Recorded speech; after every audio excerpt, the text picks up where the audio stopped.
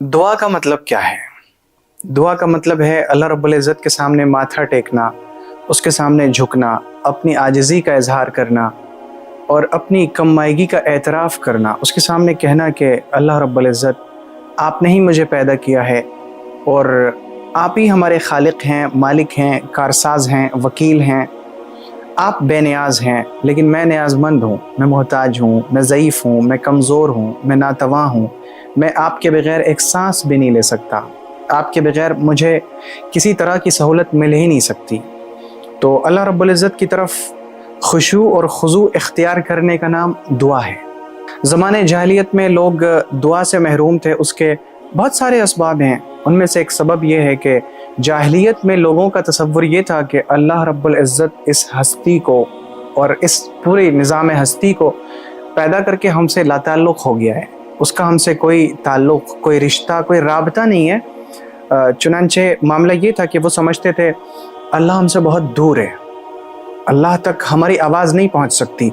इसीलिए तो वो फिर उन्होंने बुतों को तराशा, उन्होंने बुतों के सामने, पत्थरों के सामने, मिट्टी के ठेकरों के सामने सजदे किए, उन्होंने दरख्तों से मुरादें मांगी, उन्होंने जिस पत्थर को खूबसूरत पाया उसे उठाकर चूमना शुरू कर दिया कि मेरी आवाज़ अल्लाह तक, खुदा तक, रब तक, पैदा करने वाले तक, खालिक तक इसी के ज़रिए पहुंच सकती है।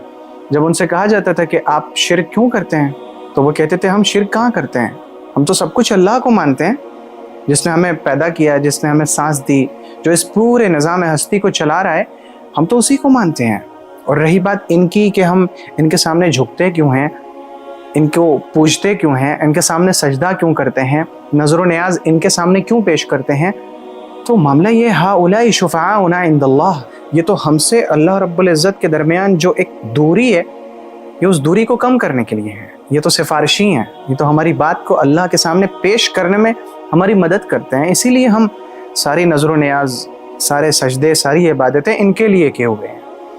तो अल्लाह रब्बुल इज़्ज़त ने इस तसव्वुर को, इस नज़रिए को इस आयत के ज़रिए दूर किया। फरमाया वइज़ा सअलका इबादी अन्नी फ़इन्नी क़रीब, मेरे बंदे जब मेरे बारे में पूछें आपसे, ए मोहम्मद जब आपसे मेरे बंदे मेरे बारे में पूछें कि मैं कहाँ हूँ, तो मैं करीब हूँ। मैं इतना करीब हूँ कि अल्लाह ताला ने ये भी नहीं कहा, गौर करने की चीज़ है, अल्लाह ताला ने ये नहीं फरमाया कि जब आपसे मेरे बंदे मेरे बारे में पूछें तो आप कह दीजिए कि मैं करीब हूँ, नहीं, बल्कि अल्लाह का अंदाज़ अलग है। वो कहता है कि जब आपसे मेरे बंदे मेरे बारे में पूछें तो मैं करीब हूँ, यानी डायरेक्ट अल्लाह ने बंदों को जवाब दिया कि मैं करीब हूँ। यानी इस जवाब देने में अल्लाह रब्बुल इज़्ज़त ने बंदों और अल्लाह के दरमियान ख़ुद मोहम्मद सल्लल्लाहु अलैहि वसल्लम को भी नहीं लाया और डायरेक्ट बिला वास्ता बंदों को जवाब दिया फ़इन्नी क़रीब, मैं तो बहुत करीब हूँ। और इतना भी नहीं कि सिर्फ उसने यही एक बात बताई कि मैं करीब हूँ, बल्कि वो क़ुर्बत का देखें आपके किस तरह अल्लाह ताला बयान करता है। वो जो इंसान की नज़दीकी है अल्लाह से और अल्लाह की जो क़ुर्बत है अपने बंदों से, उसको बयान करते हुए फरमाता है मा यकूनु मिन नजवा सलासतिन इल्ला हुवा राबिउहुम वला खमसतिन इल्ला हुवा सादिसुहुम वला अदना मिन ज़ालिका वला अक्सर इल्ला हुवा माअहुम ऐनमा कानू, कि जब दो लोग सरगोशी करते हैं, आपस में छुप छुप के बात करते हैं कि कोई तीसरा ना सुने, तो वो फरमाता है कि तीसरा मैं हूँ। यानी मैं, दो लोग अगर बात कर रहे हो तो मैं हूँ, तीन लोग बात करें तो मैं हूँ चौथा, चार लोग बात करें तो पांचवा मैं हूँ, पांच लोग बात कर रहे हैं तो छठा मैं हूँ। यानी इंसान हज़र में हो, सफ़र में हो, जलवत में हो, खलवत में हो, तन्हाई में हो, वो मजमे में हो, वो किसी भी हालत में हो, हर वक्त हर हाल में अल्लाह उनके साथ है। ये अल्लाह की क़ुर्बत है उसके बंदों से। और इसी पर बस कहाँ, वो तो फरमाता है हुवा माअकुम ऐनमा कुंतुम, तुम जहाँ कहीं भी हो वो तुम्हारे साथ है। फ़अैनमा तुवल्लू फ़सम्मा वजहुल्लाह, जिधर तुम मुँह फेरो उधर अल्लाह का वजह है, उधर अल्लाह का रुख है, उधर अल्लाह का चेहरा है, उधर अल्लाह की तवज्जो है। और इसी पर बस कहाँ, इससे आगे भी वो फरमा चुका नहनु अक़रबु इलैहि मिन हब्लिल वरीद, इंसान की शहरग उसके जिस कदर करीब है कि अगर शहरग को काट दिया जाए तो इंसान की फ़ौरन मौत वाक़ हो जाती है। मैं इंसान की शहरग से ज़्यादा उसके करीब हूँ, यानी इंसान की शहरग भी उसके इतने करीब नहीं जितना करीब मैं हूँ। تو اللہ رب العزت نے جاہلیت کے اس تصور کو دور کیا کہ اللہ ہم سے لا تعلق ہو چکا ہے. وہ ہم سے لا تعلق نہیں ہوا، وہ اس نے ہمیں پیدا کر کے ایسے نہیں چھوڑ دیا، بلکہ وہ ہمارے ساتھ ہے، ہر حال میں ساتھ ہے، ہر جگہ ساتھ ہے، وہ جہاں کہیں بھی ہم ہیں ہمارے ساتھ ہے. دوسری بڑی وجہ جس کی وجہ سے لوگ اللہ رب العزت سے مانگنے سے محروم تھے، وہ ان کا ایک غلط عقیدہ تھا کہ نفع اور نقصان کا مالک اللہ کے سوا اور بھی ہے کوئی. وہ یہ سمجھتے تھے کہ جو ہم نے اپنے آپ بت بنا رکھے ہیں یہ ہمارے نفع کا، ہمارے نقصان کے مالک ہیں. ان کے پاس بھی خیر ہے، کسی کے پاس شر ہے، یہ شر کو ٹال سکتے ہیں، یہ مصیبت کو ہٹا سکتے ہیں، یہ بیماری کو دور کر سکتے ہیں. ان کا یہ عقیدہ تھا. اللہ رب العزت نے قرآن شریف میں بہت سی مرتبہ مثالیں دے کر بیان فرمایا، اتعبدون من دون اللہ ما لا ينفعکم شیئا ولا یضرکم اف لکم ولما تعبدون من دون اللہ افلا تعقلون. انہیں انسان کو اللہ نے عقل کا واسطہ دے کر غور کرنے کی دعوت دی کہ تم جن چیزوں کی عبادت کرتے ہو اللہ کو چھوڑ کر، ذرا تم غور کرو کہ واقعی میں یہ نفع اور نقصان کے مالک ہیں. کیا یہ خود اپنا کام کر سکتے ہیں؟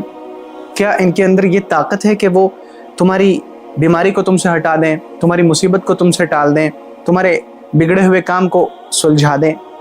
نہیں کر سکتے، نہیں کر سکتے. اللہ نے تمہیں اشرف المخلوقات بنایا، تمہیں اللہ نے عقل دی، سمجھ دی، اس نے سوچنے اور سمجھنے کی صلاحیت دی، تو تم اس صلاحیت کو کام میں لاؤ، اسے استعمال کرو. سوچو کہ اللہ کے سوا کون ہے جو نفع دے سکتا ہے، جو نقصان کو ہٹا سکتا ہے، جو آدمی کو نقصان سے بچا سکتا ہے، اس کی بیماری کو دور کر سکتا ہے. بے شک اس کے سوا کوئی نہیں. تو اللہ رب العزت نے قرآن شریف میں بار بار اس چیز کو دہرایا، تکرار کیا، تاکہ انسان کے دل و دماغ میں یہ چیز بیٹھ جائے کہ نفع اور نقصان کا مالک صرف اور صرف اللہ ہے، اس کے سوا اور کوئی نہیں. تو اس طرح سے اللہ رب العزت نے انسان کے ان دونوں باطل تصور کو ختم کر کے اس کی جگہ پہ صحیح تصور دیا. سوچنے اور سمجھنے کی صلاحیت کے ساتھ ساتھ سوچنے اور سمجھنے کا صحیح رخ دیا کہ آپ اس طرح سے سوچیں کہ اللہ آپ سے دور نہیں ہے، وہ آپ کے بہت قریب ہے. نفع اور نقصان کا مالک اللہ کے سوا کوئی اور نہیں ہے. اس کے بعد یہ غور کرنے کی چیز ہے کہ دعا یہ بندوں کا اضطراری فعل ہے. اضطراری فعل ہے یعنی انسان دعا کی طرف تب جاتا ہے جب وہ مصیبتوں میں گھر جائے، جب وہ چاروں طرف سے گھر جائے، لوگوں کی باتوں کے ذریعے سے، حالات کے ذریعے سے. حالات ایسے کٹھن ہو گئے کہ اب صرف آنکھوں سے آنسو بہتے ہیں، دل ہے کہ بہت پریشان ہے، اس وقت کوئی راستہ نظر نہیں آتا، اور کیفیت ہوتی ہے وضاقت علیہم الارض بما رحبت وضاقت علیہم انفسہم. ایسا لگتا ہے کہ زمین جو اتنی کشادہ اللہ نے بنائی کہ انسان جہاں چاہے رہ سکتا ہے، یہ کشادگی کے باوجود تنگ محسوس ہونے لگتی ہے. ایسا لگتا ہے کہ ہر طرف ساری چیزیں ہمارے خلاف ہی ہیں. پھر انسان کی خود کی ذات اسے بھاری لگنے لگتی ہے، اور اس وقت ایسا لگتا ہے کہ بس اللہ کے سامنے گر جائیں، اس کے سامنے پڑ جائیں، اس کے سامنے اپنے آنسوؤں سے اپنی مصیبتوں کو دھل ڈالیں، اپنے حالات کہہ ڈالیں، اللہ کو سب کچھ سنا دیں. وَظَنُّوا أَن لَّا مَلْجَأَ مِنَ اللَّهِ إِلَّا إِلَيْهِ. پھر ایسا لگنے لگتا ہے کہ ٹھکانہ جائے پناہ، اور انسان جہاں پر جا کے اپنے آنسوؤں کے ذریعے بات کو رکھے، جہاں دل کی دھڑکن بھی سنی جائے، وہ صرف اسی کی ذات ہے. تو انسان کی خواہش ہوتی ہے کہ میں اللہ کے سامنے سب کچھ کہہ ڈالوں. تو یہ دعا جو بندوں کا ایک اضطراری فعل ہے کہ مجبوری کی حالت میں بندہ دعا کی طرف جاتا ہے، جب اس کی کشتی ڈوبنے لگتی ہے، جب اسے موت سامنے نظر آنے لگتی ہے، جب حالات کا شکنجہ اسے مضبوطی کے ساتھ جکڑ لیتا ہے، تو وہ دعا کی طرف دوڑتا ہے، یعنی دعا کے ذریعے اللہ تک پہنچتا ہے. تو اس اضطراری فعل کو، مجبوری والے عمل کو اللہ رب العزت نے یہی نہیں کہ صرف کہا کہ اچھا ٹھیک ہے ہمارے پاس آئے ہو تو ہم قبول کرتے ہیں، صرف اتنا ہی نہیں، بلکہ اسے عبادت قرار دیا. جی ہاں، دعا کو اللہ رب العزت نے عبادت قرار دیا. پیغمبر صلی اللہ علیہ وسلم کی زبانی کہلوایا الدعاء هو العبادہ، دعا عبادت ہے. اور اللہ فرما چکا ہے ان الذین یستکبرون عن عبادتی سیدخلون جہنم داخرین، کہ جو لوگ میری عبادت سے تکبر کرتے ہیں وہ تو جہنم ہی ہیں، ان کا ٹھکانہ جہنم میں ہے.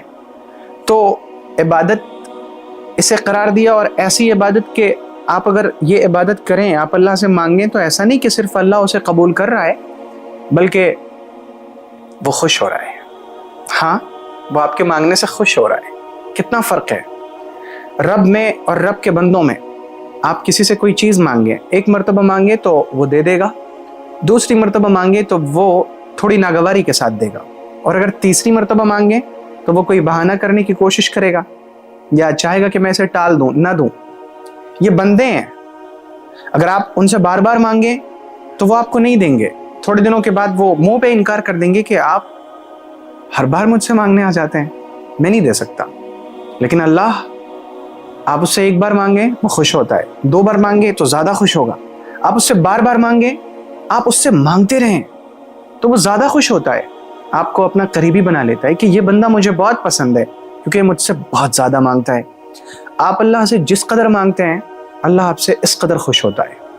جو شخص اللہ سے نہیں مانگتا اللہ تعالیٰ اس پہ ناراض ہو جاتا ہے. من لم يسأل اللہ یغضب علیہ, جو اللہ سے نہیں مانگتا اللہ اس سے ناراض ہو جاتا ہے. تو یہ جو دعا مانگنا, اس کے سامنے گڑ گڑانا, جھکنا, اس کے سامنے اپنے دکھڑے کہنا, اپنی مصیبت سنانا, اس سے تضرع کے ساتھ, الحاح کے ساتھ, آہوزاری کے ساتھ ساری چیزیں اپنی حل کروانا, اس وکیل کو پکارنا, اس حفیظ کو پکارنا, اس مومن کو پکارنا, امن دینے والے کو, اس کریم کو پکارنا جو نااہلوں کو بھی دے, اس مالک کو پکارنا جس کے ہم بندے اور غلام ہیں, جس کے ہم محتاج ہیں. جو ایک مجبوری والا عمل تھا اللہ رب العزت نے اسے ایک عبادت قرار دیا. یہ اسلام کا ہم پر بہت بڑا احسان ہے کہ اس نے ہمارے ایک مجبوری والے عمل کو عبادت قرار دیا. اور پھر اس پہ یعنی کمال کی بات ہے نا کہ اللہ تعالیٰ مانگنے سے خوش ہو رہا ہے اور نہیں مانگنے سے ناراض ہو رہا ہے. جبکہ دنیا کا دستور یہ ہے کہ لوگ نہ مانگنے سے خوش ہوتے ہیں اور مانگنے سے ناراض ہوتے ہیں. تو یہ کمال کا قانون ہے کہ اللہ رب العزت مانگنے سے خوش ہوتا ہے اور بندے مانگنے سے ناراض ہوتے ہیں. یہ اللہ کا دستور ہے, یہ اللہ کا قانون ہے. وَلَن تَجِدَ لِسُنَّةِ اللَّهِ تَبْدِيلًا. اگر آپ کو یہ ویڈیو پسند آئی ہو تو ویڈیو کو لائک کریں اور شیئر کریں, اور چینل کو سبسکرائب کرنا ہرگز نہ بھولیں.